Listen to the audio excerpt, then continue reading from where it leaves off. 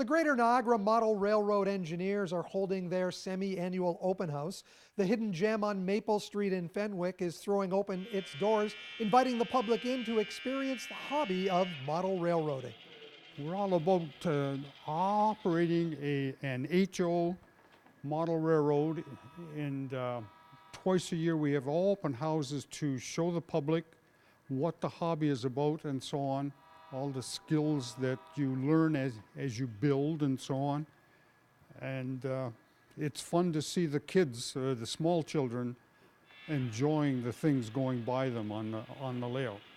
Where do these members come from? Do they join the club because they're fascinated with trains in general, or is it from the hobbyist standpoint? All of us, when we were very, very young children, our parents often bought us model trains at that time. They're not the same as these. They're more of a toy train kind of a concept. Each of us, the older members, are building our own layouts at homes, much smaller than this, of course. And but we enjoy it. We run club trains here. A member can bring his own train out and so on, as long as it's compatible with our standards. When you run the trains, it must take a lot of cooperation. This is a pretty big HO layout. We have a dispatcher who directs traffic on the main lines. As you can hear today, if there's only a few of us, we don't bother with that function, and we just shout across the room, "I'm going here, you're going there," and so on. So we don't have any crashes, front-end crashes. Besides the hobbyist aspect of this, there's also a little bit of history here. As I walk around, I see Bert's Bistro, a longtime restaurant here in downtown Fenwick, the Merritt Hotel, Short Hills Mine, the Robin Hood Flour Plant. So these are well-known landmarks. Our concept was it's a generic railroad in the Niagara area.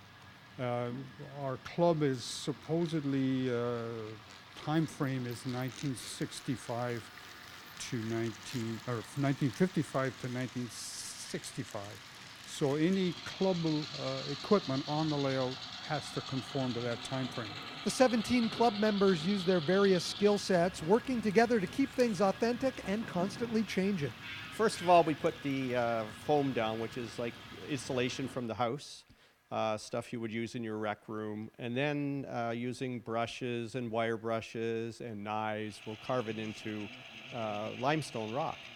How long does that process take? Fairly quickly to carve it. Painting it takes a little bit longer, but you could do a good section in a day.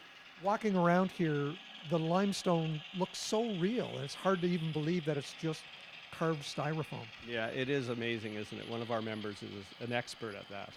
So this takes more than just the engineering aspect of it, but there's also so much of a creative aspect. There's very skilled people that are working here, doing buildings, scenery, many things.